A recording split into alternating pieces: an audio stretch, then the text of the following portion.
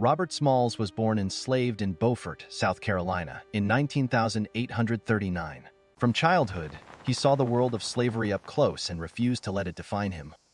Sent to Charleston, Robert learned the docks, the tides, and the language of ships. He became a skilled wheelman, though the law refused to call him a pilot. In Charleston, Robert met Hannah, and love gave his dream of freedom a name. Hannah and their children could be sold away unless Robert found a way out. When the Civil War came, Charleston became a fortress of checkpoints and guns. Robert was assigned to the Planter, a Confederate steamer loaded with military value. Captain Relia trusted Robert to know the harbor, but not to control his own life. Robert memorized signals, passwords, currents, and every dangerous bend of the harbor. He gathered the black crew and proposed stealing the Confederacy's own ship. Hannah knew capture could mean death, but she chose freedom over fear. On May 12, 1862, the white officers broke orders and slept ashore. Before sunrise, Robert put on the captain's hat and stepped into history. The stolen steamer moved quietly into the harbor carrying a secret rebellion. At a hidden stop, Hannah and the families climbed aboard with everything to lose.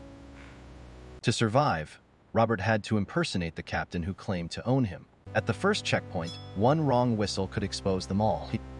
Robert gave the exact signal, and the guards let the Planter pass.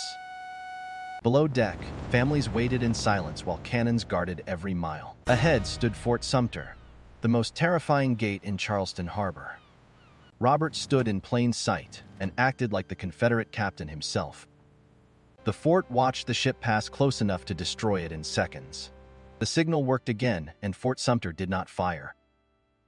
Once beyond the guns, the stolen ship turned toward the Union blockade. They hauled down the Confederate flag before Union guns mistook them for an enemy.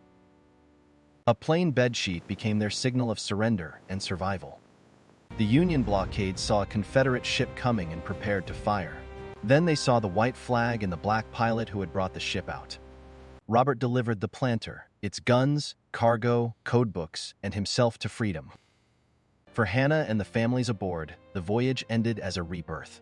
His knowledge gave the Union priceless intelligence about Charleston's defenses. Within days, newspapers turned Robert Smalls into a national sensation. His escape carried him to Washington, where leaders could no longer ignore black courage. He argued that black men should be allowed to fight for the Union. Stories like his helped open the door for black enlistment in the war. Robert returned to the water, guiding Union ships through the coast he knew best. When shells fell around the Planter, Robert refused to abandon the ship. His bravery under fire helped make him the first black captain of a U.S. Army vessel. The Confederacy fell, and the harbor that trapped him became a symbol of defeat. After the war, Robert returned to Beaufort and bought the house of his former enslaver. The purchase turned a place of bondage into a home of self-determination. Freedom now meant ballots, schools, land, and the fight for citizenship. Robert entered politics to defend the rights won through war and sacrifice. He served in Congress, one of the most remarkable transformations in American history. He fought for public education, fair laws, and protection for black citizens. The backlash was fierce, but Robert Smalls had faced cannons before. He lived long enough to see freedom challenged, defended, and remembered.